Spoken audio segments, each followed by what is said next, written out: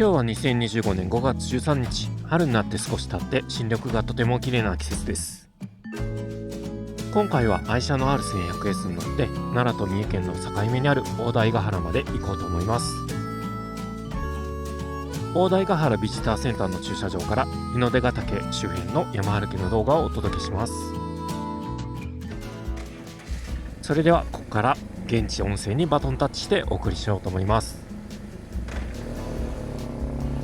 ちょっとヘルメットのマイクの位置が悪かったようで少し風切り音が入ってしまいますがご容赦いただければ幸いです。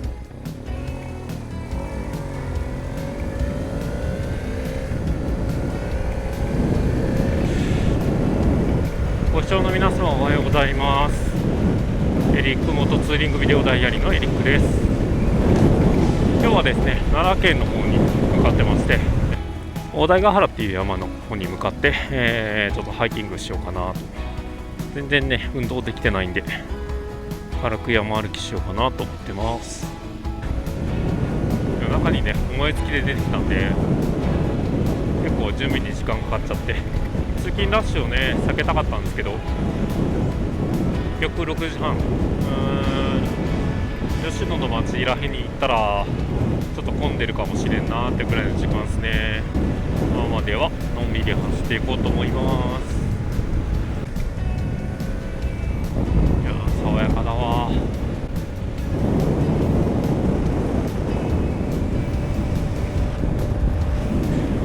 南大阪もねちょっと外れるとこういう風に本当にのどかな風景になりますよね。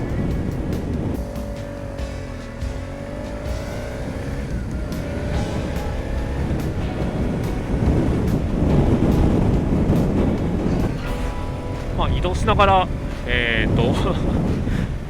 この乗ってる R1100S の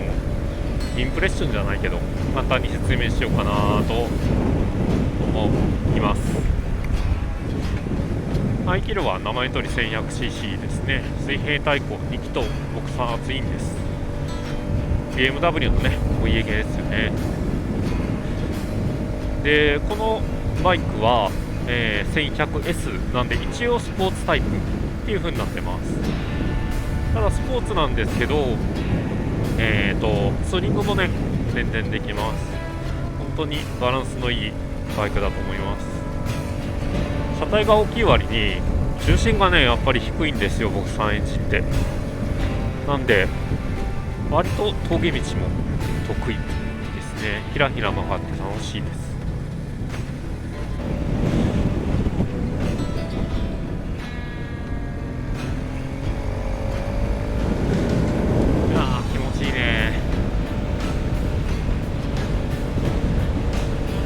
サモヤがかかってる感じがね爽やかでいいです。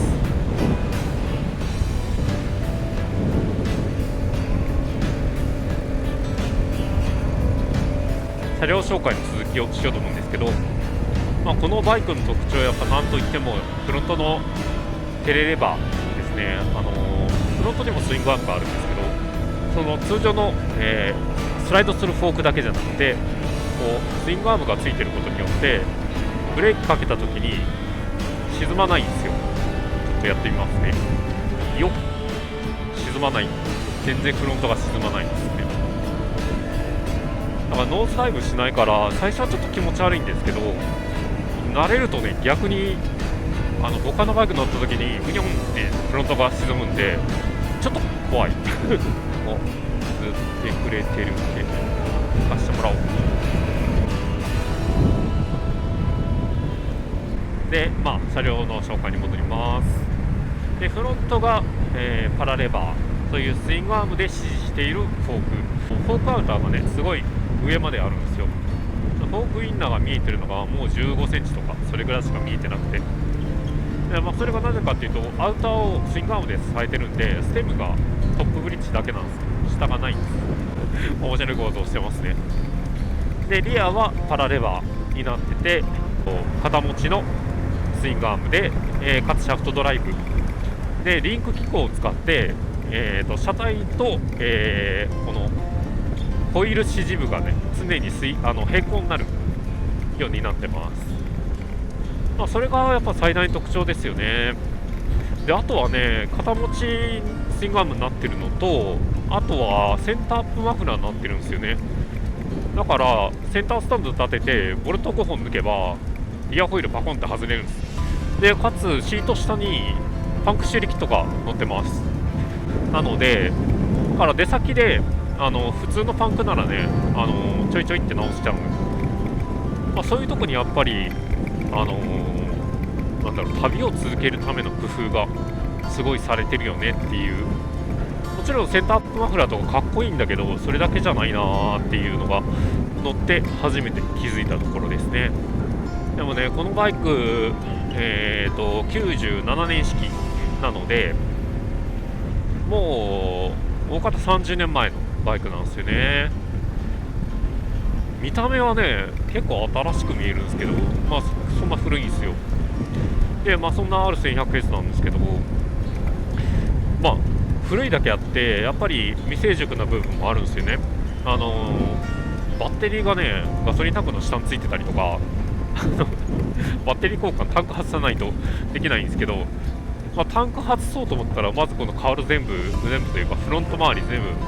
ガバッと外して、でインジェクションのパイプ類抜いてみたいなめちゃくちゃめんどくさいことしないといけないんですね。そういうところはね多分後年の1200、1250とか1300になってくると改善されてるんだと思うんですけど、やっぱりちょっと未成熟だなって部分がありますね。で、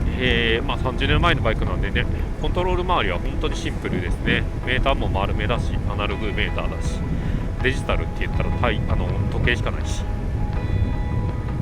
で、グリップヒーターとかはね、純正でもあるんですけど、後付けにしてます。木島さんのグリップヒーターついてますね。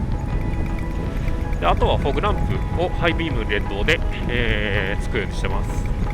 れもね、夜山の中走ることがたまにあるんで、遠出するとツーリングの時は便利ですね。で、エンジンなんですけど R1100 のエンジン、水平対向ボクサツイン、これね自分これ乗る前にすごいまったりなエンジンだと思ってたんですよね。ドロロロって回る。もうこれの前の R100 とかなるともう本当にクラシックなデザインになるんで、それの次だから、見た目はこんなんだけどそんなに激しくはねえんだろうと思ってたんですけど、確かにね低速トルクはちゃんとあってドロドロ走れるんですよ。今ドロドロってゆっくり走るんですけど、ちゃんとレスポンスも良くて上までバーンと回るエンジンですね。あと振動がやっぱりね、こういう低速だと微振動出てますけど、回すと本当にナイス。高速巡航が上下の振動がないんで、左右のプルプルした振動だけで手がしびれるほどでもないんで、本当に長距離巡航はめちゃくちゃ楽ですね。ただ欲しいことにこのバイク30年前なんでね、やっぱりクルーズコントロールとかはついてないんですよね。それがちょっと残念です。そうね、マフラーはそんなにうるさくないんですけど、やっぱりね結構マフラーの出口が耳に近いんでよく聞こえますね、排気音が。だからあんまり音量上げなくても楽しめる。いいっすよね、ここら辺の道。結構振り返るとね、ザ・日本の風景って感じじゃないですか。奈良は南に行くとこんな感じですね。日本の原風景みたいなね、爽やかでいい景色、本当に。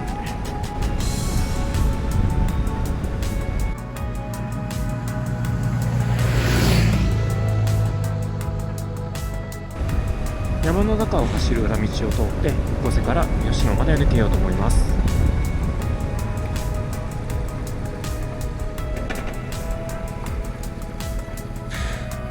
単線ですね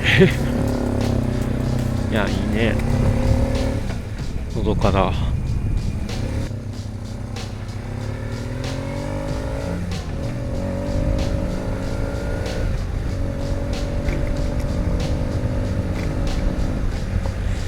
ぱりね、多少時間かかってもこういう裏道でストレスなく走る方がいいっすよね。途中ローソンによって朝食を食べて蛍光食を買い出ししました。吉野の町に抜けて、山の方ですね向かってます。木の川ですね、とても綺麗。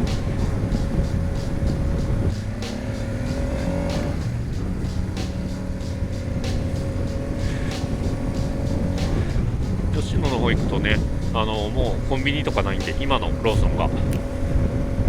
一応最終というか、ここからしばらくはコンビニとかないです。だからもし吉野からね上の方上がろうっていう時になんか買っとこうかなっていう場合はローソン寄った方がいいですね。今から行くのが大台ヶ原から上に登っていく感じですね。で言うても高低差そんななくて、上がったり下がったりでハイキングぐらいですね。で今から1時間ぐらいで多分着くと思うんで、9時に始めて、4時間ぐらいかな。1時2時には降りてきて、でどっか温泉入ってね、休憩してから帰ろうかなと思ってます。そうそう、今日ね、新しく買ったドローンを持ってきたんですよ。 DJI の NEO っていう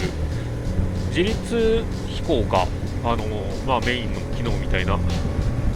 簡単にセルフィーとか追従している動画撮れるっていうドローンを買ったんで、それを持ってきたんで、できれば山道で試したいなと。いやー、いい場所だ。冬になると川湯温泉って言って、川底から、お湯が沸いてる温泉があるんですね。川湯温泉、川湯温泉ってもう一つ北海道にもあるんですけど、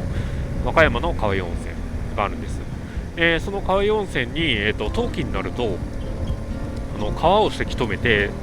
1000人ぐらい入れるっていう意味で、1000人風呂っていう、人面に山の方の1000人風呂っていうのができるんです。でそれはね、毎年入りに行ってるんですよ。本当にバカでかい露天風呂みたいな感じかな。で露天風呂って今なんかいろいろあって、あんまり景色良くないじゃないですか。ただ千人風呂はもう本当に水着を着て入るんで、あれがね、開放感が本当にやばくて、あれ以上の露天風呂はないなって思うぐらいの露天風呂なので、自分はやっぱ毎年1回は絶対入りに来るんです。そこそこ距離あるんですけど、山道も楽しみつつね、冬場になると入りに行ってます。おすすめです。ニッコニコしてましたね、今の株の人楽しそうで何より。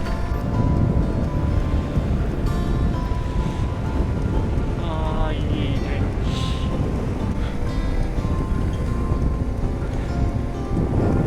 高くなってきたね。ここ景色きれい。早朝に来るとね、朝もやがかかってて雲海が見れたりするんで、とてもいいっすよ。ここから大台ヶ原に行きます。ここね、気ぃつけないと太鼓飛び出してくる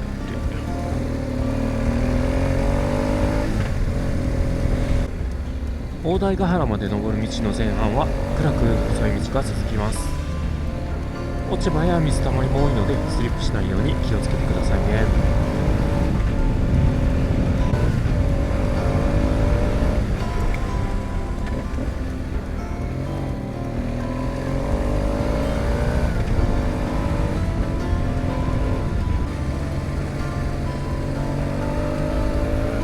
だいぶ上まで来た。結構荷物積んでるというか、バックパックとかね、全部箱に入れて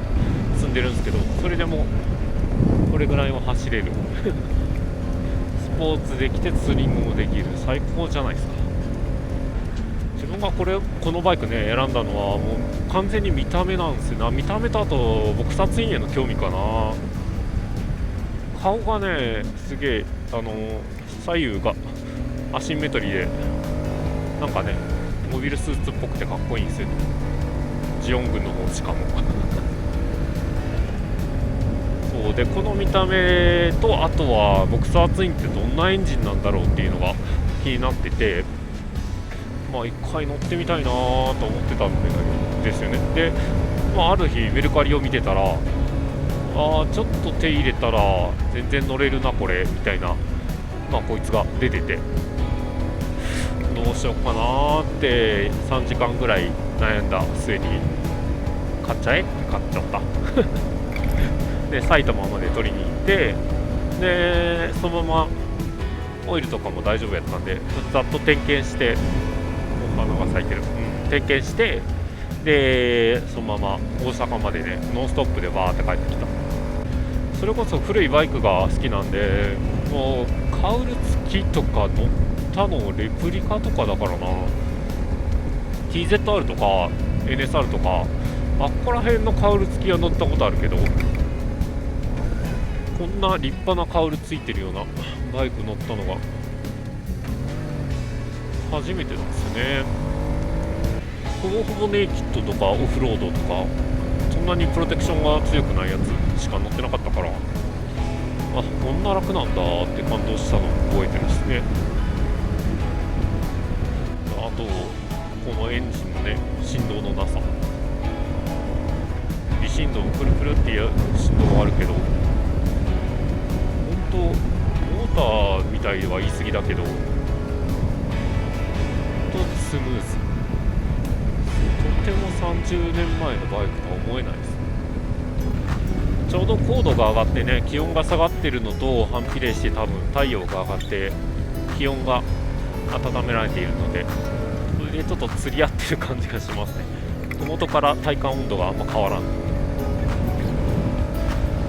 今日は山歩きにはめちゃくちゃいいかもしれないですね。よし着いた、久しぶり。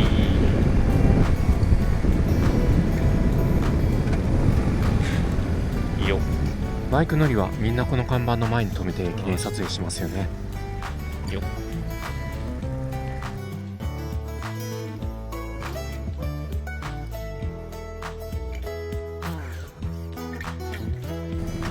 ログインボーナスを済ませたので駐車して山歩きの準備をしようと思います。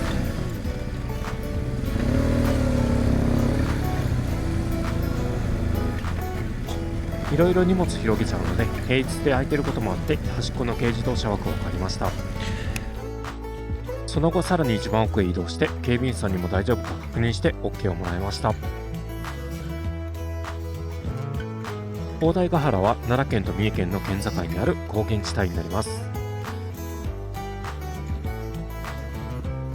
ビジターセンターを起点に高原地帯を散策することができます。東大台ハイキングコースという周遊路もあり登山初心者にもおすすめです。ここ最近あちこちで熊の目撃情報が増えていますね。ナイトハイクは自粛要請が出てるみたいです。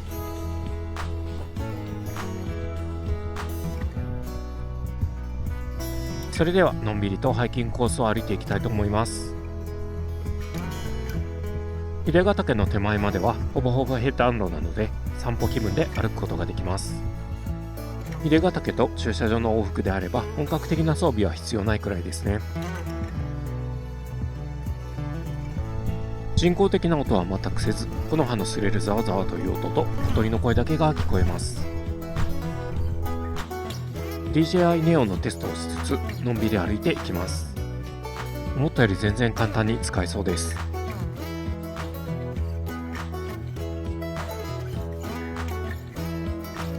ちょっと走ってみてちゃんとついてこれるか試してみます。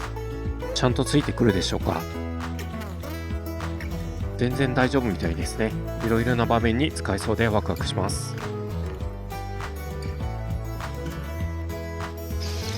湧き水やぬかるみもあったりしますので汚れても構わない靴で来た方が良さそうです。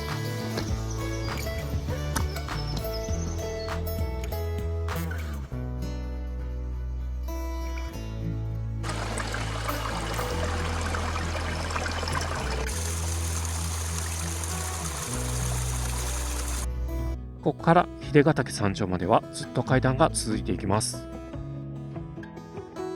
日頃運動不足の人には結構しんどいかもしれません。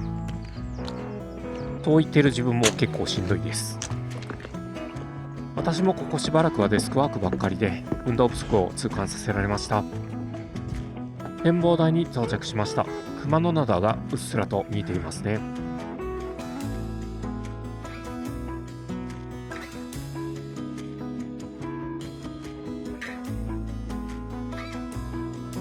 展望台を後にして秀ヶ岳山頂を目指そうと思います。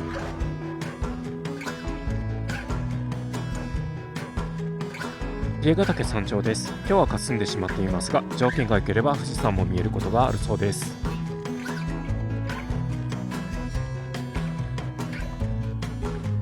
山頂は人がいっぱいで、害獣調査のミーティングなどもされていたので早々に退散しました。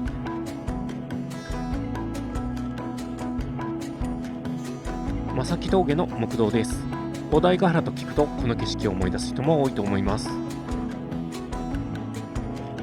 尾鷲市の方向です。条件が良ければ太平洋の水平線まで見通せるんですけどね。一気に大蛇倉まで行こうかと思ったんですが、正木峠のベンチが空いたのでお昼休憩にしようと思います。この日は害獣調査のスタッフさんがあちこちで活動されていました。正木峠の立ち枯れの丘は大台ヶ原の象徴的な場所ではありますが、実は鹿の食害の結果なんですよね。もう10年以上も前になりますが、周遊路の T 字路のあたりに巨大な朽ちた切り株が倒れていました。立ち枯れの木と都笹が一面生えるだけになってしまった正木峠も、大昔は大木が立ち並ぶうっそうとした大森林だったんでしょうね。そんなことを考えながら山道を歩いていました。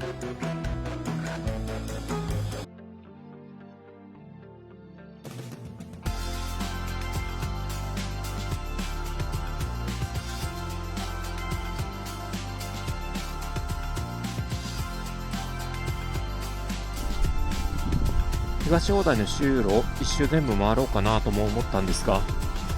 ドローンのテストも十分できたし、帰ってからやりたいこともあったので今日は引き返すことにしました。立ち替わりの結果の景色だとしても綺麗なことには変わりないので、ぜひぜひツーリングついでに山歩きを楽しんでみてはいかがでしょうか。気分転換を兼ねて結構いい運動になりますよ。大台ヶ原駐車場では物産展や自販機で各種記念品が販売されています。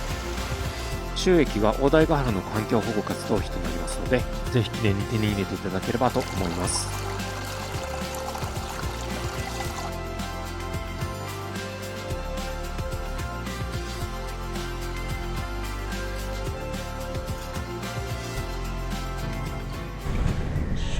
というわけでちょっと疲れてるわ。ハイキングに行ってきました。今日のハイキングはね DJI のネオのドローンのねテストを兼ねてなんで本当に軽くだけですが、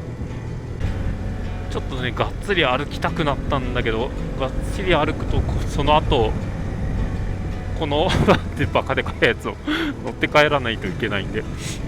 ちょっとなと思ってやめました。こういう時登山とかだとやっぱ株とかの軽いやつがいいかもしれないですね。どうしてもね帰りおっとってよろけた時とかにね足が疲れ切ってたら多分支えれないと思って、なんかね今日多分クマとかの生態調査かな、なんか罠を持って歩いてるでヘルメットかぶって歩いてる人が多かったですね。やっぱね山歩くと気分がいいですね。リフレッシュできる。自分はやっぱり都会より自然の方が好きだな。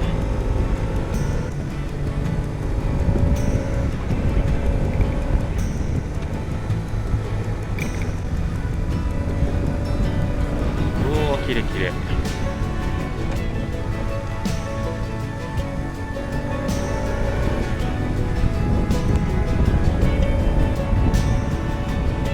譲っしてくれると助かるよね。なんかお互い気持ちいいしね、ありがとうっつって手挙げてね、なんか行きも同じこと言った気がするワインディング楽しい。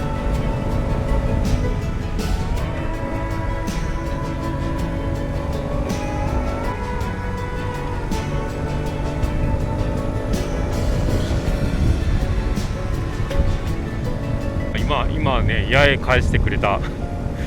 だけど、それちょっと思い出したんだけど、山歩いてると挨拶するんですよ。すれ違う人にね、こんにちはって言って、でやっぱね、一定数返さない人がいるんだなって今日思ったっす。別にそれがね、何ってわけじゃないんだけどね、別に挨拶は返さないと犯罪ですじゃないからね、別にまあ一方通行でもやっぱり返さないはやっぱり自由だとは思いつつも、やっぱ挨拶されたら返しましょうみたいなのがね、あと自分の中にはあるんですけど、こんにちはって言われたらこんにちはって逆に返さない理由が分かんねえなって思っちゃうんだけど、まあただね、山歩く時のこの挨拶するっていうのがやっぱりなんかいいっすよね。こう山歩く人同士のなんだろうな、つながりじゃないけど、そういうのを感じますね。あと休憩してる時にね、こう横にいるおっちゃんと何気なく喋るのがめちゃくちゃ好きで、なんかしんどそうにしてるおっちゃん思ったらこうしんどいっすねみたいなのをよく話しかけるんだけど、きついっすねって、そういうのが好きだな喋りかけんなって思われとったらあれやけどね。そっからね、結構長話になったりとか、前はね、なんかこう話しかけたおっちゃんにね、この上にもっといいとこあるよみたいな、こう絶景スポットを教えてもらえたりして、地元の人の話聞くの楽しいなぁと。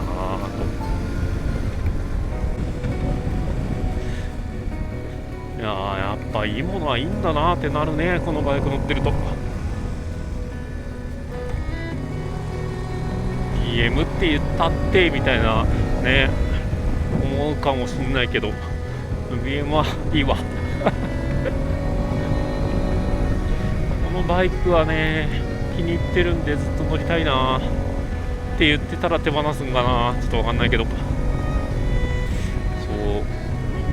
ワンチャン乗り換えるとして R1100 の BCR ボクサーカップレプリカっていうのがあるんですよ。ギアのホイールが若干幅が広くて、でカラーもね、白と青と赤の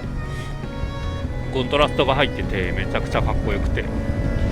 ワンチャンそれなら乗り換える可能性はあるな。でも BM で乗りたいのこれだけなんだよな、本当に。所有したいって思ったのはこの R1100S だけ。もちろん重いから自由自在ってわけにはいかないけど、ちゃんとセオリー通りリズム作って曲がってあげればぐいぐい曲がっていくし、こ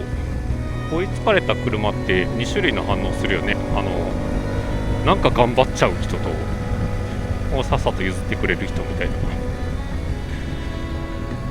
自分が車の時は追いつかれた時点で向こうが速いのはもう分かりきってるから、さっさと譲っちゃうんだけど、なぜか頑張っちゃう。なぜ。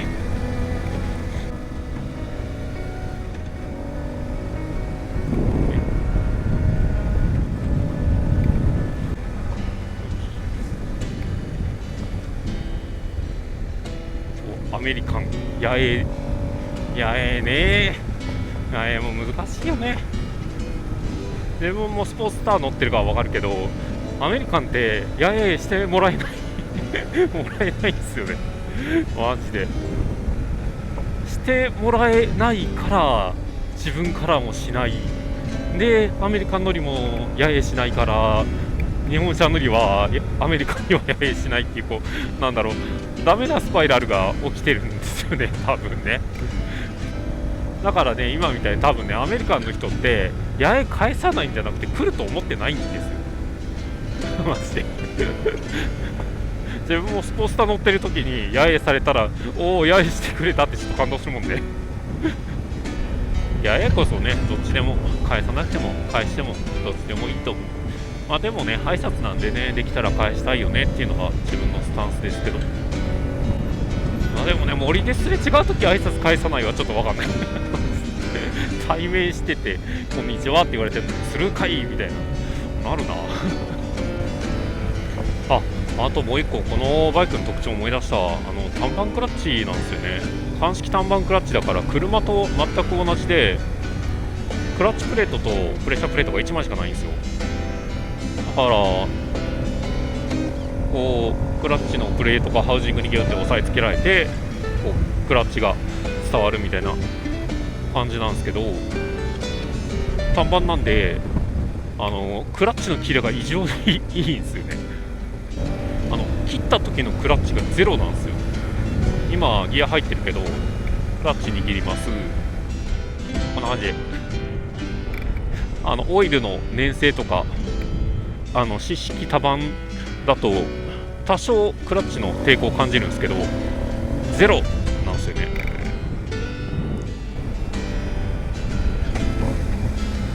よっていうね、まあそれだけなんですけどね。交換するのが大変なんだよね、クラッチね。エンジン動かさなきゃいけないから。ほ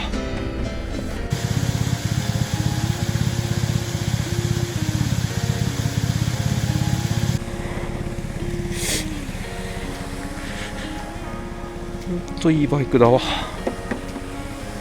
よし、グベイ。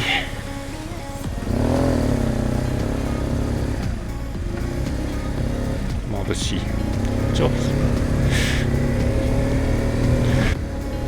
フォークかな、今のは。ほいおった。いや、いいね。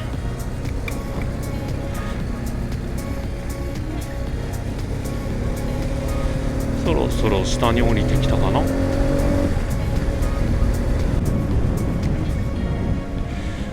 し、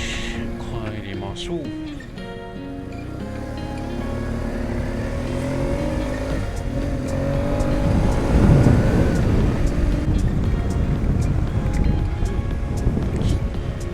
なんとか滝あるんですよね。継ぎ目の、左側、東側かな、滝が流れてます。案外休みの人が多いのか。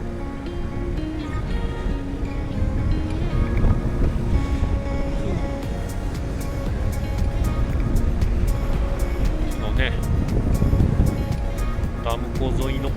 が楽しいんですよ。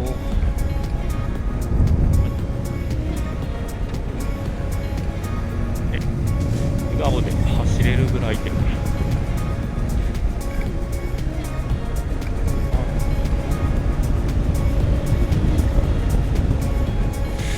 ずれそうだな。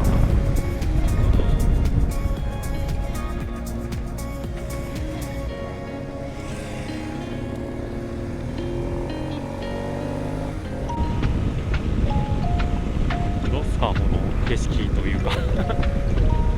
気感というか、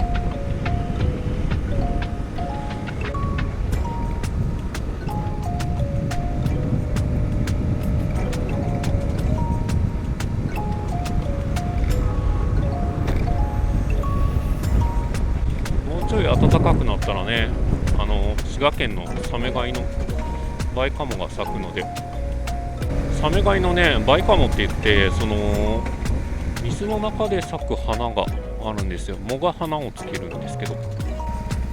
すごい鮮やかな緑の藻に白い花が、ちっちゃい花がつくんですけど、めちゃくちゃ綺麗なんですよね。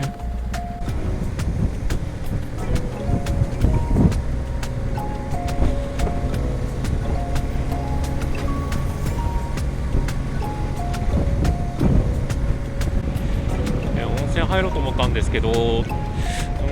なんか温泉入ってすぐ布団に入って即寝したいんで、家のお風呂に入ることにします。ご視聴いただいてありがとうございます。この動画がいいなと思ったら高評価と、チャンネル登録よろしくお願いします。ではでは、ご視聴ありがとうございましたって言おうとしたらなんか警備員さん立っとる。ありがとうございました。バイバイ。I wanna see you again, see you again. I don't wanna pretend. Let's do it again, do it again. It's worse when you're not here. Let's turn the